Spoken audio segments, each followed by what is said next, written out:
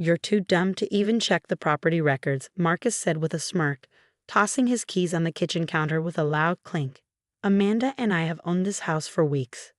Pack your stuff, you're out. I stood at the sink, calmly washing dishes while my husband of 12 years bragged about giving our family home to himself and his 26-year-old girlfriend. The same house we bought 5 years ago, with my inheritance.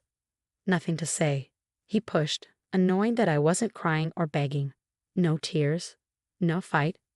I dried my hands, turned around, and smiled. No, Marcus, no tears. But you might want to check those records again. My name is Olivia Parker, and I'm 38 years old. I was watching my marriage fall apart, but I wasn't surprised. I saw the signs a long time ago, the late nights, secret texts, locked phone. The biggest red flag was when he suddenly got interested in the deed to our house. Where's the house deed? He asked one morning, acting casual. The bank needs it. I knew then he was up to something. I've worked in real estate law for 15 years. Banks don't randomly ask for deeds. That night, I made some important phone calls. Now, as Marcus stood there looking proud, I thought about my conversation with my friend Thomas, who works at the county records office. Someone's asking about your property, he told me. Looks like they're trying to change the deed.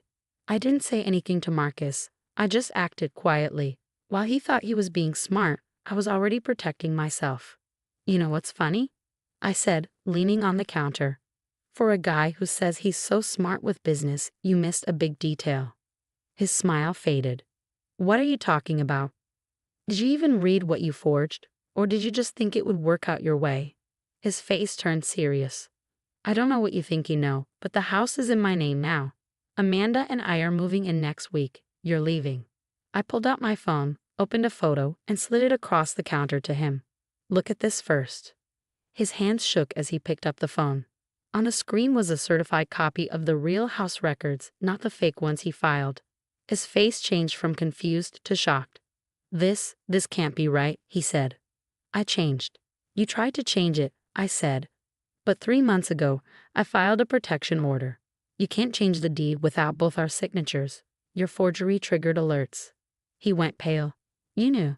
I've known for months, Marcus. About Amanda, about your plan to steal the house. Everything. I just wanted to see how far you'd go. I took my phone back, calm and clear. By the way, what you did is illegal. The district attorney has the documents you filed. He gripped the counter, his knuckles white. You're bluffing. Am I? I pulled out another paper, a complaint I filed with the police, including proof of his fake documents. Did you forget I've worked in property law for 15 years? Did you really think I wouldn't protect myself? He started pacing, running his hands through his hair. I'd seen that nervous habit too many times. This isn't happening, he whispered. Amanda and I had it all planned. Oh, Amanda, I said, letting a bit of anger show. How is the new paralegal? Did she tell you about her past, trying to take property from the last 2 men she dated? Or did you miss that part of her resume? He froze. What are you talking about? You should have done some research. Amanda has a history. The police already have files on her. Months ago, his reaction might have hurt me. Now it only proved what I already knew. He gave up 12 years of marriage for someone using him the same way he tried to use me. Olivia. He began, voice smaller now. We can talk. No, Marcus, we can't. You made your choice when you tried to steal my home and move your girlfriend in. Now you live with the consequences. I picked up my purse and placed a business card in front of him. My lawyer's number. Talk to her. Don't contact me again. As I walked to the door, Marcus called after me, panicked. Where are you going? I turned back. I'm going home. You know, the house that's still legally mine. The police will be here in 20 minutes to talk about your little scam. I'd start packing if I were you. As I closed the door behind me, I heard the keys fall from his hands. Reality had finally hit him. He thought he could outsmart me and take everything. Instead, he was about to learn a hard lesson. I sat in my car, hands steady on the wheel, and smiled just a little. This wasn't the end. It was the beginning of Marcus's downfall. And I was ready. The next morning, I sat across from my lawyer, Sophia Martinez, reviewing the evidence against Marcus. The conference room table was covered with documents, property records, bank statements, and screenshots of Marcus's attempts to modify the deed. The DA's office is taking this very seriously, Sophia said, sorting through some papers. Attempted property fraud, forgery, illegal transfer of assets. Marcus is looking at significant charges. I nodded, watching the city skyline through the office windows. The police had arrived at the house last night exactly when I said they would. Marcus, still in shock, had barely managed to string together coherent responses to their questions. They'd taken him in for questioning, and according to Sophia, he'd spent the night trying to contact Amanda. Has she responded to any of his calls? I asked, though I already knew the answer. Sophia shook her head, a knowing smile on her face. Amanda disappeared the moment she heard about the police involvement. Apparently, she's done this before. Gets involved with wealthy married men, encourages them to transfer property to her name, then vanishes when things get complicated. And Marcus fell for it completely, I said, feeling a mix of pity and satisfaction. He really thought he could just push me aside and start a new life with her. My phone buzzed. Another message from Marcus's sister, Emma. Unlike the rest of his family, who'd immediately taken his side, Emma had reached out to offer support. Just saw Marcus, her text read. He's a mess. Keeps saying he didn't know Amanda's history. Mom's furious that he's ruined the family name. I set the phone aside as Sophia pulled out another document. Marcus's lawyer called this morning, she said. They want to discuss a settlement. Already? I raised an eyebrow. That was fast. They know they don't have a leg to stand on. The evidence is overwhelming, and with Amanda's history coming to light, they're desperate to minimize the damage. I thought about the past few months, all the nights I'd spent gathering evidence, documenting every suspicious move, preparing for this moment. Marcus had been so focused on his affair that he hadn't noticed his wife quietly building an ironclad case against him. What are they offering? I asked. Sophia handed me the proposal. He'll plead guilty to a lesser charge, agree to a divorce settlement heavily in your favor, and make a public statement taking full responsibility. And in return, we don't pursue maximum charges and we keep Amanda's name out of the public record. I almost laughed. Even now, Marcus was trying to protect his mistress, not realizing she was probably halfway across the country by now, looking for her next target. Tell them no deal, I said firmly. Marcus didn't just try to steal my house. He betrayed every promise he ever made to me. I want him to face the full consequences. Sophia nodded, looking pleased. I thought you might say that. The DA's office is ready to proceed with all charges. Just then, my phone buzzed again, this time with a news alert. My stomach tightened as I read the headline. Prominent business executive arrested for property fraud.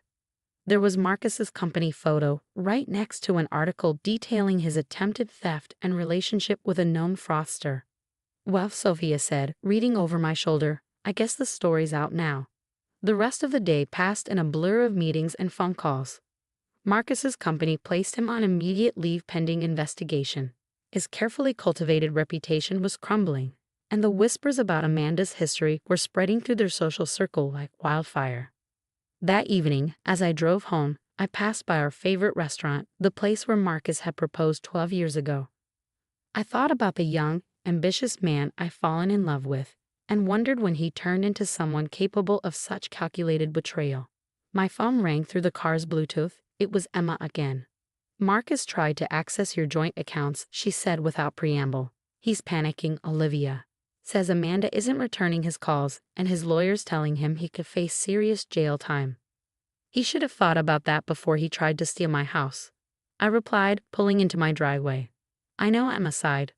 I never thought you'd do something like this. Mom's talking about canceling the annual family Christmas party. Said she can't face the neighbors after this scandal.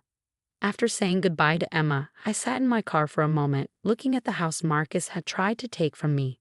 The home we'd chosen together, the one I bought with money my grandmother left me. He'd been so certain I wouldn't fight back, so convinced of his own cleverness. My phone buzzed one last time, a text from an unknown number. Olivia, please. We need to talk. I can explain everything. Marcus, probably using a friend's phone since I blocked his number. I deleted the message without responding. There would be plenty of time for talking in court, where Marcus would have to explain his actions not just to me, but to a judge. For now, I had a house to redecorate and a new life to plan. One that didn't include a husband who thought he could discard me like yesterday's news. The security lights clicked on as I walked to my front door, illuminating the path ahead. Tomorrow would bring more challenges, more legal meetings, more revelations about Marcus's betrayal. But for tonight, I was home, safe in the knowledge that I protected what was mine. And somewhere out there, Marcus was finally learning that some lessons come at a very high price. 6 months after Marcus's failed attempt to steal our house, I sat in a courtroom watching him receive his sentence. The judge, a stern-faced woman in her 60s, looked down at him with clear disapproval. "Mr. Parker, attempting to fraudulently transfer property and forging your wife's signature are serious offenses," she stated firmly. "The fact that you did this to benefit a known confidence artist makes your actions even more egregious." Marcus stood there in his now ill-fitting suit, a shadow of the confident man who'd once sneered at me in our kitchen. His lawyer had advised him to show remorse, but the damage was already done. 2 years probation, significant fines, and mandatory restitution, the judge announced. "You're fortunate your wife's evidence prevented the property transfer from being completed, or you'd be facing considerably more time." I felt a gentle squeeze on my hand. Emma sat beside me, having chosen to support me over her brother. She'd been my rock throughout the proceedings, especially after the full story of Amanda's past emerged. As it turned out, Amanda had successfully scammed 2 other married men before Marcus, convincing them to transfer property to her name before disappearing with whatever assets she could liquidate. She was now facing her own legal troubles in another state. Outside the courthouse, reporters gathered, eager to cover the fall of a once respected businessman. Marcus hurried past them, head down, while his mother shielded him from cameras. The family name he'd been so proud of was now associated with fraud and scandal. "Olivia," Emma called as I headed to my car. "Wait up." I turned to see her jogging toward me, her heels clicking on the pavement. "Mom wants to know if you'll still come to Thanksgiving this year," she said, slightly breathless. She says she was wrong about everything. "About you, about Marcus." I smiled gently. "Tell her I'll think about it." The family dynamics had shifted dramatically since Marcus's arrest. His mother, who'd once treated me with thinly veiled disdain, now couldn't stop praising my strength and dignity to anyone who would listen. That evening, I hosted a small dinner party at my house, decorated exactly as I wanted it now. Sophia, my lawyer, raised her glass in a toast. "To new beginnings," she said, "and to women who don't let anyone push them around." As we chatted and laughed, my phone lit up with a text from an unknown number. "Marcus, using yet another borrowed phone. I lost everything because of you." I showed the message to Sophia, who shook her head in disbelief. "He still doesn't get it, does he? He lost everything because of his own choices." I deleted the message without responding. Marcus had spent months blaming me, Amanda, his family, everyone except himself, for his downfall. Meanwhile, I'd rebuilt my life, redecorated my home, and even started dating again, much to Marcus's evident distress when he heard about it through family gossip. The doorbell rang. A delivery from the courthouse. Inside was my final divorce decree and updated property documents, officially confirming my sole ownership of the house. As I signed for the package, I remembered Marcus's smug face the night he thought he cleverly outmaneuvered me. Later that night, after my guests had left, I sat on my back porch with a glass of wine, looking at the garden I'd replanted.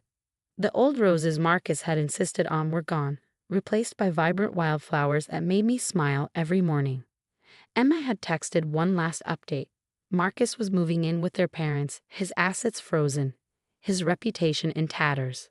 The company had officially terminated him after their internal investigation revealed he'd been using company resources to facilitate his affair with Amanda.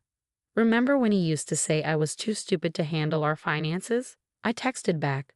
Funny how things turn out. The night air was cool and fresh, carrying the scent of my newly planted jasmine. In the end, Marcus's attempt to discard me had led to his own undoing. He thought I was an easy target, someone he could bully and deceive. Instead, he learned that underestimating me was the biggest mistake of his life. I picked up my phone one last time, opened Marcus's latest message, and finally typed a response. "You're right about one thing, you lost everything. But that was your choice, not mine. Goodbye, Marcus." Then I blocked this number too, set down my phone, and looked up at the stars. Tomorrow would bring new challenges, new opportunities, and new adventures. But for tonight, I was content knowing that I'd not only survived Marcus's betrayal, I'd emerged stronger, wiser, and completely free of his attempts to control me. The house lights glowed warmly behind me, reflecting off the windows that had witnessed both the end of my marriage and the beginning of my new life. Marcus had tried to take everything from me, but in the end, he'd only succeeded in showing me exactly how strong I could be. Sometimes I realized losing someone who doesn't value you is the greatest gain of all.